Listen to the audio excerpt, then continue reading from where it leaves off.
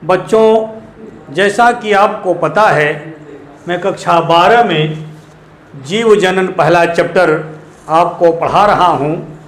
सफ़र तय करते करते मैं लैंगिक जनन पर पहुँचा हूँ। हमने कल नेक्स्ट क्लास में आपसे कहा था कि लैंगिक जनन क्या है, कैसे संपन्न होता है, इसकी संक्षिप्त जानकारी हम आपको देंगे।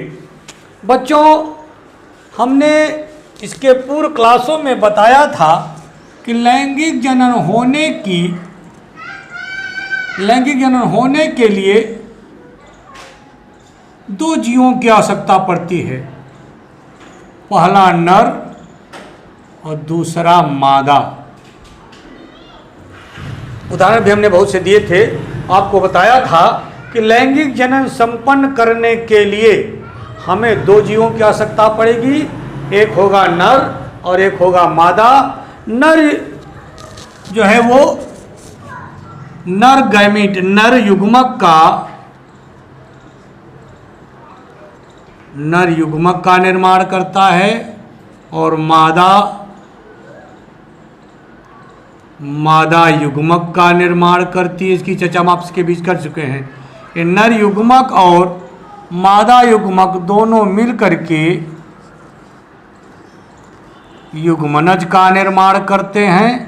यही युग्मनज संतान को उत्पन्न करता है। इस प्रकार से पूरी प्रक्रिया संक्षिप्त में हमने आपको बताया कि लैंगिक जनन होने के लिए दो जीवों की आवश्यकता पड़ेगी।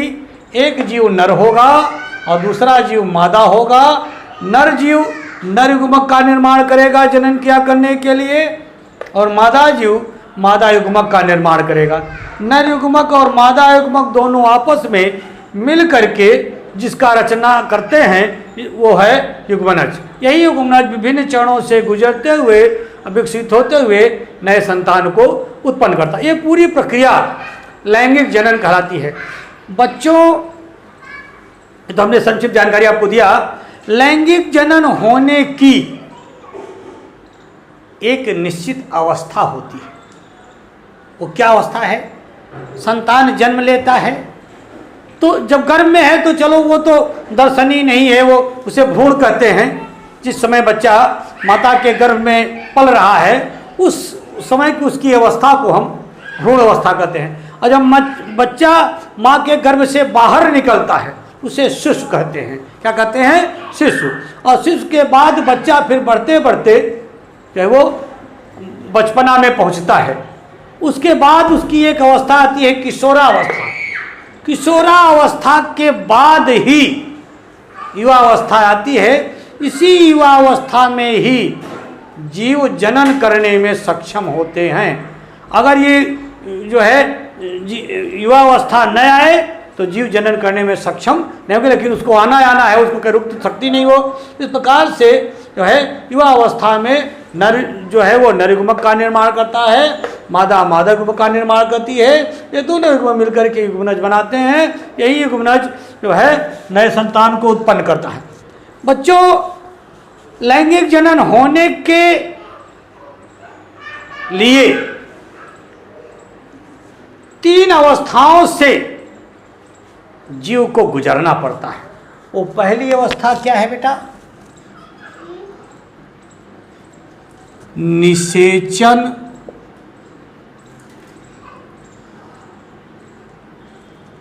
निषेचन की पूर्व की अवस्था।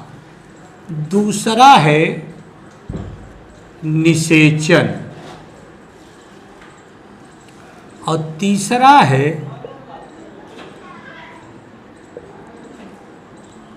निषेचन के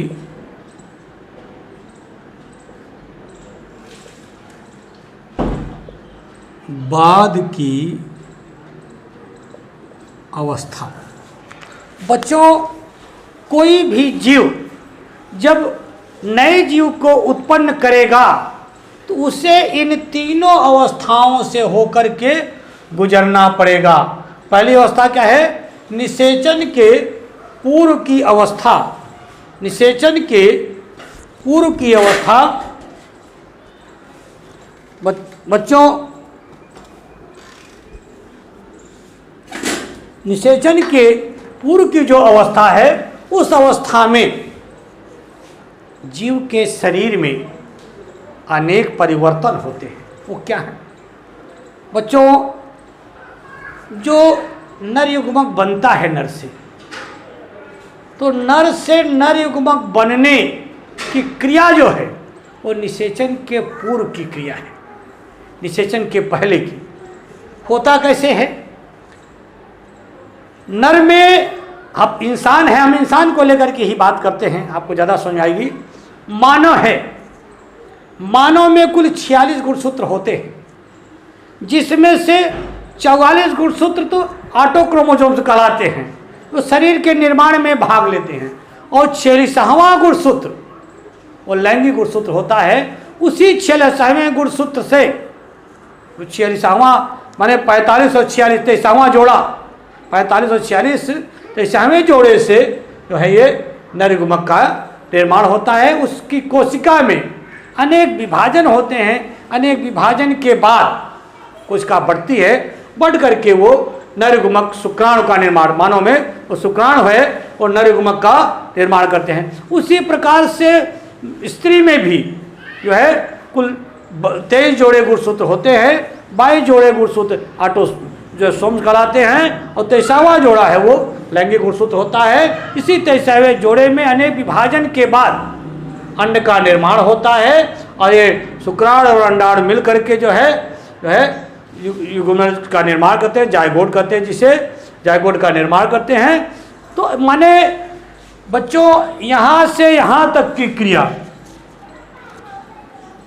यहाँ से यहाँ माने नर से नर युग्मक बनने की क्रिया को हम निषेचन के पूर्व की अवस्था कहते हैं। और अब बेटा, अब जो अगर नर युग्मक और मादा युग्मक आपस में जब मिलते हैं, नर युग्मक और मादा युग्मक के मिलने की अवस्था को हम क्या कहते हैं? निषेचन कहते हैं। ये क्रिया कहाँ कहलाएगी? ये अवस्था निषेचन कहलाएगी। क्या कहलाएगी? ये अवस्था बच्चों निषेचन की अवस्था है। निषेचन की अवस्था में नर युग्मक और मादा युग्मक दोनों आपस में मिल करके जो युग्मनज का निर्माण करते हैं, ये निषेचन की देन है। निषेचन के पूर्व की घटना तो नर और मादा से नर युग्मक और मादा को बनने की अवस्था को हम निषेचन के पूर्व की अवस्था कहते हैं, और नर युग्मक और मादा को जो आपस में मिल जाए उस क्रिया को हम निषेचन की अवस्था कहते हैं। इसके बाद की अवस्था बच्चों क्या कहलाती है? निषेचन के बाद की अवस्था। निषेचन के बाद की अवस्था बड़ी विषम अवस्था है बेटा। निषेचन के बाद अंदाजा लगाइए, एक अयुग्मित नर युग्मक होता है, अगुणित मादा युग्मक होता है। जब दोनों आपस में मिल जाते हैं तो युग्मित कोशिका का निर्माण होता है, जिसे युग्मनज कहते हैं। एक कोशिका बनती है बच्चों, एक कोशिका का निर्माण होता है, और मानव के शरीर में 10 घाते लगभग आंकड़ा है 22, 10 घाते 22 कोशिकाएं पाई जाती है। लगभग आंकड़ा है, किसी ज़्यादा भी हो सकता है, कम भी हो सकता है, कोई फैक्ट आंकड़ा नहीं है, लेकिन लगभग आंकड़ा है कि मानव के शरीर में लगभग 10 घाते 22 कोशिकाएं पाई जाती हैं। अब अंदाजा लगाइए, एक कोशिका से 10 घाते 22 कोशिकाएं बनी, वो कैसे बनती है? बेटा कोशिका विभाजन होता है। एक भी ध्यान रखिएगा, जब नर युग्मक और मादा युग्मक आपस में मिलते हैं तो पहली जो कोशिका है उस कोशिका 2 भागों में बढ़ती है। आपने कभी कभी देखा होगा, एक माँ के 2 बच्चे, 3 बच्चे, 6 बच्चे, इस प्रकार से बच्चे उत्पन्न होते हैं। तो बच्चों ये इन्हें युग्मनज कह माने कि ये जुड़वा संतानें कहते हैं।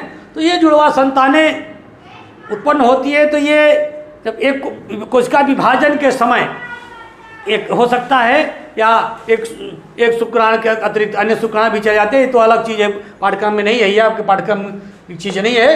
कुल मिलाकर के युग्मनज जो बनता है वह युग्मनज क्या है, वो निषेचन के फलस्वरूप बनता है। नर युग्मक और मादा युग्मक जब आपस में मिल करके इकट्ठे होकर के युग्मनज का निर्माण करते हैं तो निषेचन क्रिया कहलाती है। और निषेचन के बाद की जो अवस्था है वह कई चरणों से गुजरती है। बच्चे जब एक कोशिका बनती है तो कोशिका मानव में निषेचन तुम्बिका में होता है। तुम्बिका में निषेचन होने के बाद निषेचित अंड लगभग 24 घंटे तक में वो माँ के गर्भाशय में पहुंचता है।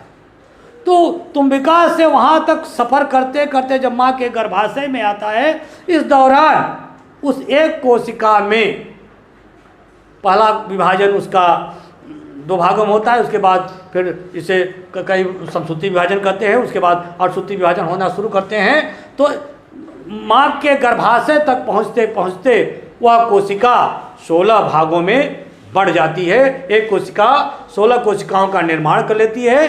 फिर वह कोशिका माँ के गर्भाशय में एक दीवार के सारे चिपक जाती है, जहाँ से माँ के गर्भाशय से और उस बच्चे की नाभि से एक तार जुड़ता है जिसे प्लेसेंटा कहते हैं। इसी प्लेसेंटा से बच्चा अपना भोजन यापन करता रहता है और विकास करता रहता है।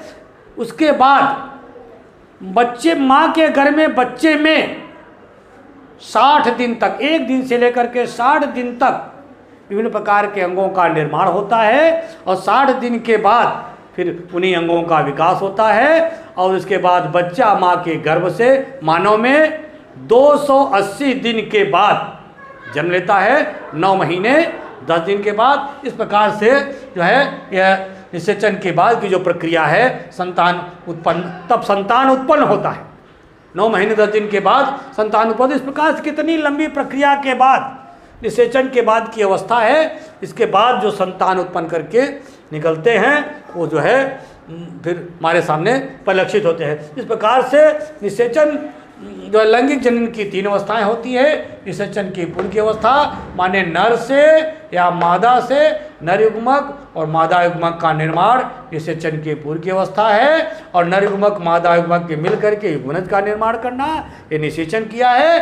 और युग्मनज के बाद विभिन्न क्रियाएं जो होती है और संतान बन करके जन्म लेता है, इन सभी क्रियाओं को हम निषेचन के बाद की अवस्था कहते हैं। आज का वादन हम यहीं समाप्त करते हैं। वादन समाप्त करने के पहले आपसे अनुरोध करते हैं इस चैनल को सब्सक्राइब कर दीजिए, इसे लाइक कीजिए और अपने इष्ट मित्रों के साथ इसे शेयर कीजिए, जिससे यह वीडियो आपको भी मिले और आपके सभी साथियों को मिलता रहे।